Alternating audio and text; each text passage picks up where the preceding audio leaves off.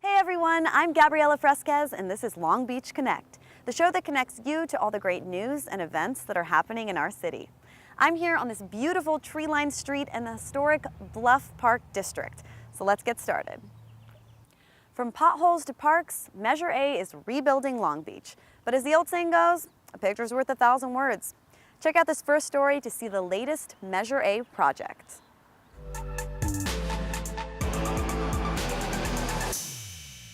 What does a Super Long Beach look like? For these students from Bobby Smith Elementary School in Central Long Beach, the answer was the freshly repaired and resurfaced parking lots right across the street at the Burnett Neighborhood Library, funded by Measure A.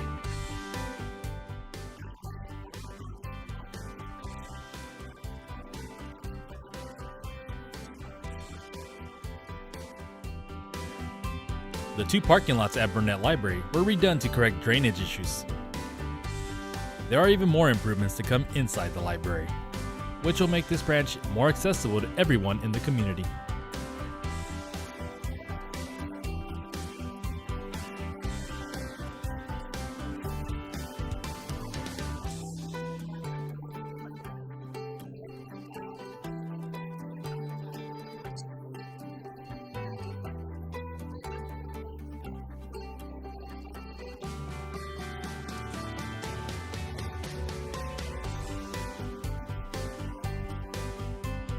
Many of the students who took part in the Chalk Art Extravaganza to celebrate these Measure A library improvements frequently visit the Burnett Library after school to do homework. For them, building a Super Long Beach is an investment that will have a lifetime of returns.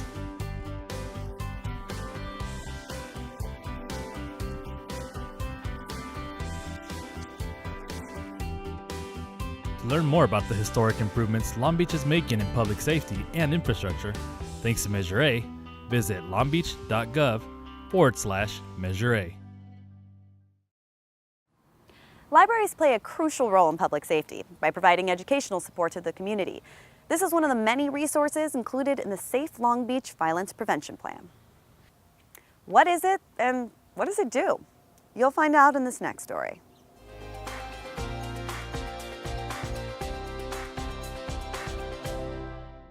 Reducing violence, increasing access to prevention services, and building safe families, schools, and communities. That is what Safe Long Beach is all about. This comprehensive violence prevention plan, which targets violence at its roots, is a coordinated effort taking place throughout Long Beach, involving a wide cross-section of stakeholders. I think so often we think about violence as just being what you see on the street. So as you're highlighting what is crime, right, and you think of somebody else's neighborhood. Instead, what we know is that violence occurs in homes, in every community. And so our work is, whether it's for older adults, or it's for children, or domestic violence situations, that we're constantly paying attention to the impacts to all of our families. I mean, violence creates trauma. And so how do we start to make sure that our trauma is being reduced across all of our community together? At their annual 2018 Network Retreat, representatives from all the different work groups came together to share success stories, clarify challenges, and identify key goals and objectives. There's a coordination team, that's the oversight committee that advises the 3 work groups. The work groups, Safe Schools, Safe Families, Safe Communities, all of them have specific goals and objectives. And so today is an opportunity for us to really dive in deep to what's going to come next going forward. Just one of the many innovative strategies is taking place at Washington Elementary School, where law enforcement and the school district have joined forces to create a new way of dealing with truancy. We know that kids who are chronically truant are going to drop out of school, and statistics show that school dropouts are less likely to be employed, more likely to be incarcerated. So if we address the root problems early on, we know that we can reduce crime years down the road. If we work together, we can make great things happen. And I think what's hard is when you feel like you're out on a limb by yourself and you don't know what to do and you don't know how to handle, helping a community become more safe. I think it's events like this that bring us all together, that we find out like what we're capable of. The more people we have doing that, the more impact we're gonna make. For the participants, this was also an opportunity to increase coordination and collaboration so issues can be targeted at the neighborhood level, where every individual can make a difference. So my best advice is to identify an organization in Long Beach that's doing something meaningful in the community, whether that's planting gardens with young people, whether that's helping people to learn to read, and those kinds of things begin to build the network. And then after that, building connections between those organizations so they're not all working in isolation, but that there's a bigger sense of a movement building to create a new, safer, healthier Long Beach where everyone really has peace as their vision for moving forward. For more information on Safe Long Beach, go to lbvpp.com. A safe city is an inclusive city. Each year, Long Beach recognizes some of the most active LGBTQ community members. And our cameras were there to check out this year's ceremony.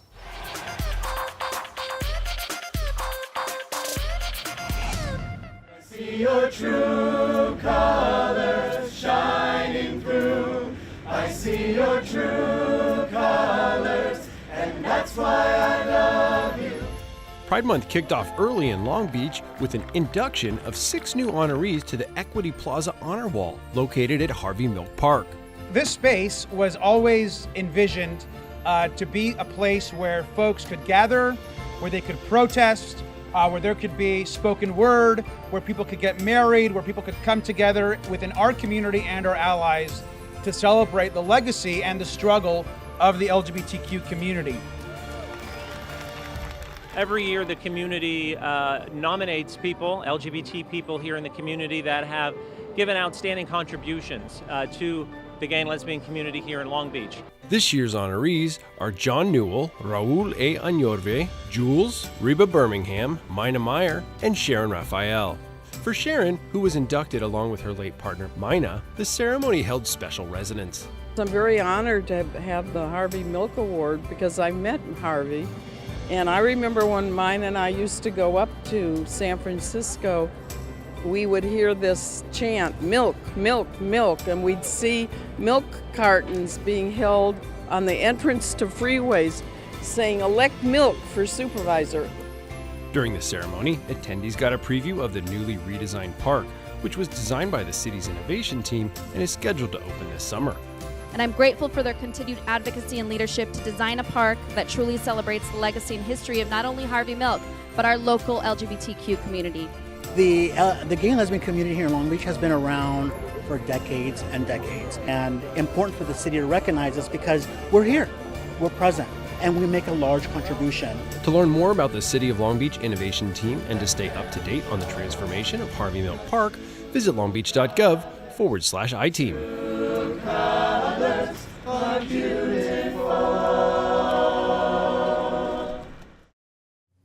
This year also marked a first for our city, as the Long Beach Filipino Festival made an impressive debut.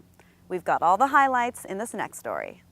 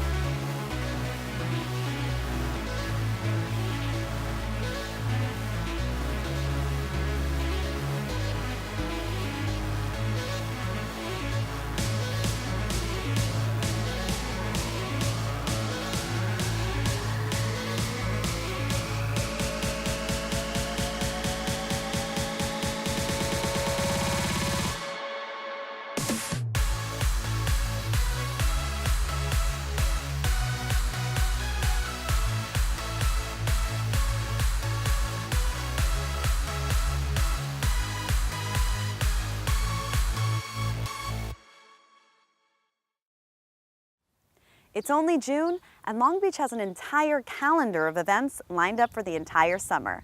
So check out our next video and start planning your family fun weekends.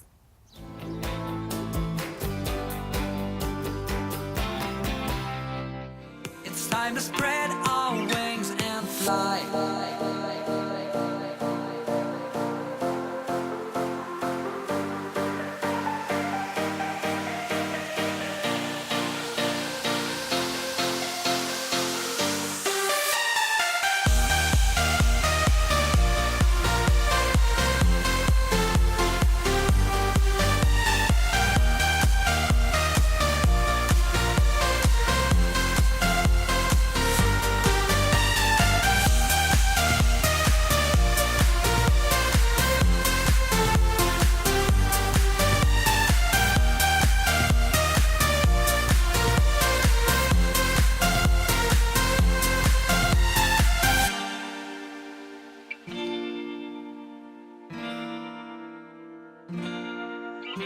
It's time to spread our wings and fly. While you're out enjoying the city, you may notice that Long Beach is looking a little cleaner. Thanks to a new law signed by Mayor Garcia, Long Beach is going foam-free.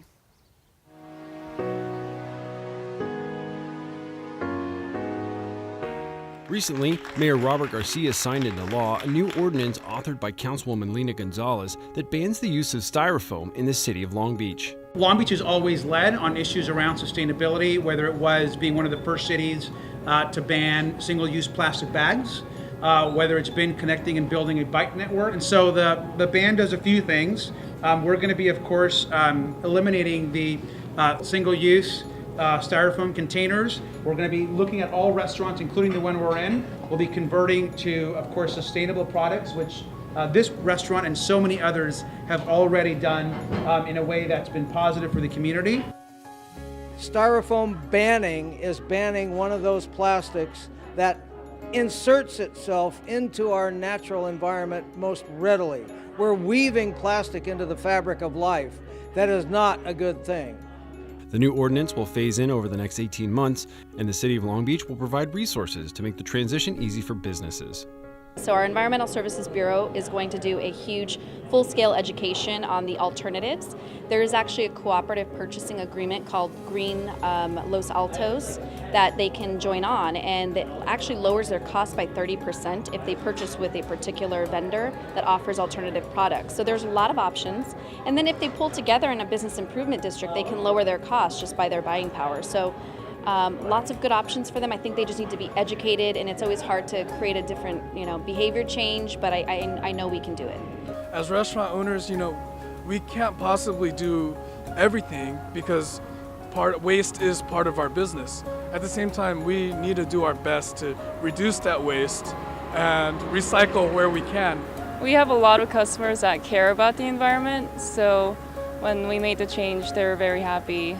We've been telling them we were going to be making the change, so it was kind of a promise to them too, and we did it, and they're really happy about it. I also just note that Long Beach being the last city along the LA River, it's incredibly important for us to lead on this issue.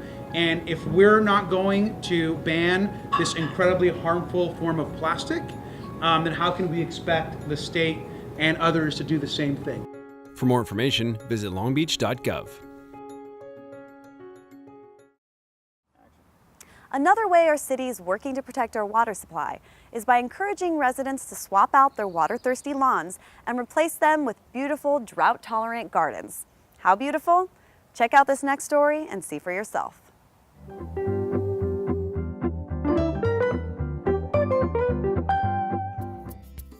The 7th annual Long Beach Lawn to Garden Tour is back and sprouting creative ideas for eager gardeners all over our city. We have 17 gardens throughout the city. The homeowners are out there. They were talking about their gardens. They all went through our Lawn to Garden program so they can talk about the process and how it worked for them. The Lawn to Garden program provides incentives to residents to convert grass lawns to beautiful, water-wise gardens. This tour provides our residents with ideas on how to do just that. Some people choose this to have a much more convenient water-friendly garden. And of course, that was one of the 2 reasons why I did this. The second and more important reason is because I just really love being artistic in this way. I actually grew up in Arizona in the desert, so more of a natural landscape is common there. So I wanted something that was somewhat reminiscent of that, but also more green than what you typically find in Arizona. It's nice to talk to the homeowner, the person that's actually done the work or supervised the work, and they give you some insight on how long it takes, what you have to do for maintenance, and any special things. To me, that's important too. The free self-guided tour offered a bounty of design ideas for attendees while showcasing the variety of water-wise landscape options. We see some that are relatively new and then the very established, because that tells you what's this going to look like 4 years from now or 3 years from now. Following the tour, many of the attendees headed over to the Long Beach Water Department to check out the festival, which featured certified blue restaurants, family fun, and even more gardening resources. We've had games and face painting for the kids. We had a vendor fair with 15 different vendors and community organizations that are from around the area that came to talk about themselves. We had a plant sale with 4 of our local nurseries who came to sell their beautiful drought-tolerant plants.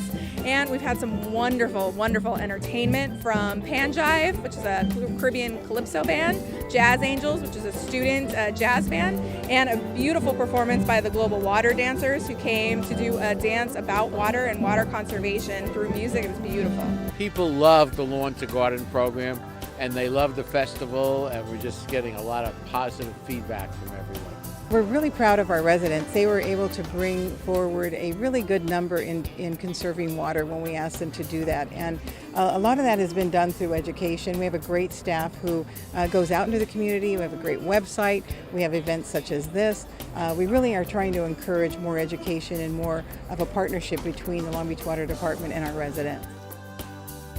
Explore all of the water-saving opportunities available to residents at lblawntogarden.com. There are always great things happening all over our city. While this show, Long Beach Connect, is one way to stay informed, there are also many, many more. You can connect with the City of Long Beach over social media on Facebook, YouTube, Twitter, and Instagram. You can also stay connected by heading directly to the city's website at longbeach.gov.